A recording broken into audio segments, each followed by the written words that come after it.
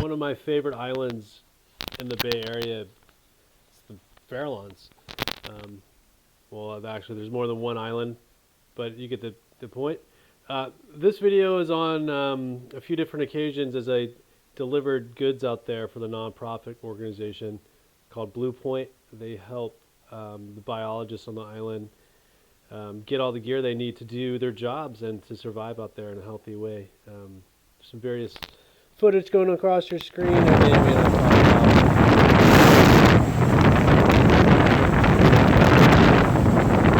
so many different ways to approach this. The SF buoy,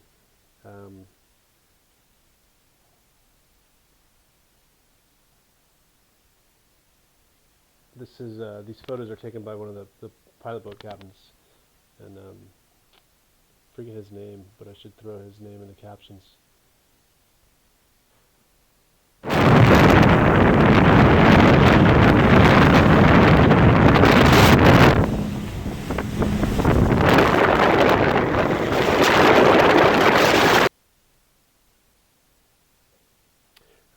Okay, so I'm going in and out of different video clips here, and I'm kind of blabbling on about nothing, but I want to get a few points across.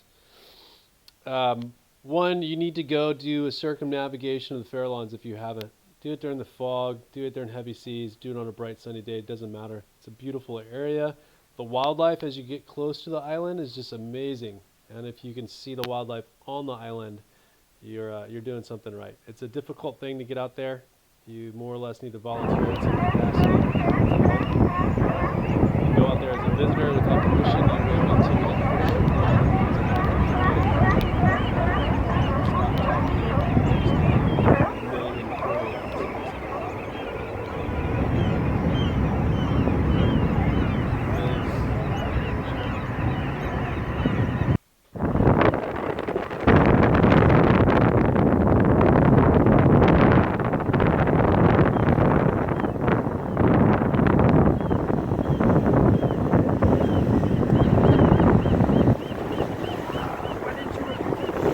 I got it, Joe.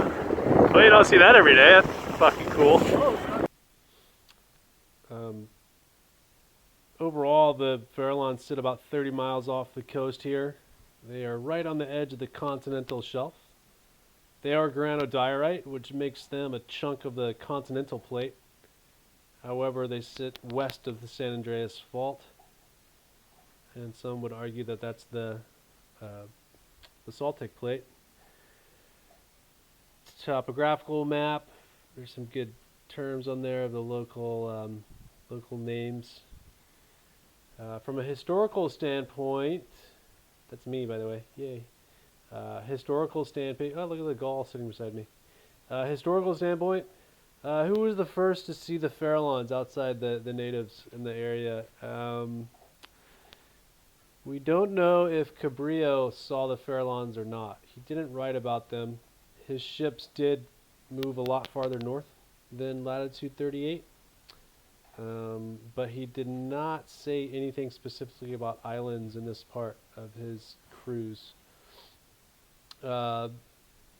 Any Manila galleon ships coming down the coast probably would have seen these, though none come out in the journals there. It wasn't until Drake mentioned them in the book that his nephew published, Sir Francis Drake's A Voyage Around the World, that we saw that Drake's journalists mentioned them across the way from Drake's Bay, where the Ray's Natural Shore. He didn't stop there to load up on eggs and seal meat. Sir Mane's expedition along the coast, the record is saying San Augustine is in Drake's Bay. They saw the Farallons. It wasn't until the 1730s that a pilot named Jose Cabrera Bueno wrote a navigational aid called Navigación Especulativa y Práctica, Practical Navigator in Spanish for short. or Manila galleons traveling back across the Pacific and down the California coast. And he mentions the Farallons, and he warns his readers to stay seaward of the Farallons, which might explain why during all the Spanish expeditions up the coast in the 18th century, San Francisco Bay was more or less missed until 1769, and only then it was discovered by a land expedition. It wasn't until 1775 that Ayala sailed into San Francisco Bay. Moving onwards, the island was known as an egg harvesting resort in the later 19th century. Some good newspaper articles you can find in the digital archives. Really quick, those sexy two men are my identical twins. Newspaper digital archives of California. Google that and then type in Farallon Islands. You can find some fun, dramatic stories. There's a book published called The Devil's Teeth, which goes over some drama between the biologist and some different obscure facts about the shark studies in the 90s.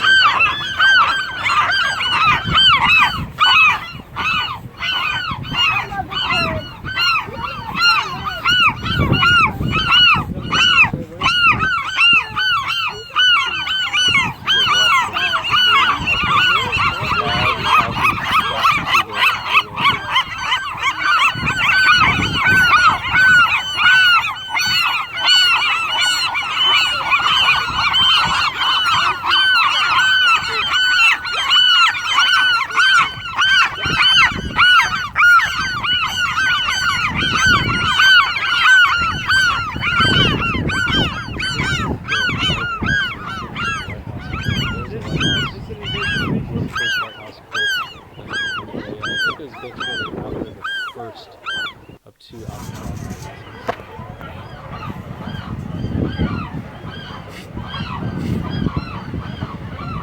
Take a photo of the third box.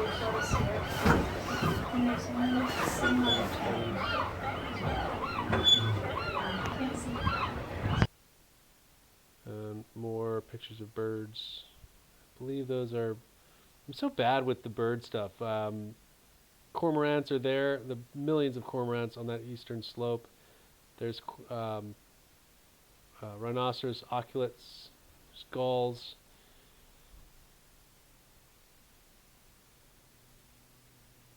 Again, this video is not my best. My energy level's down, but I need to get it out because I've been sitting on it for a while. So I hope you got something out of this. If you have questions about the Farallons or stories, comments, please leave them below.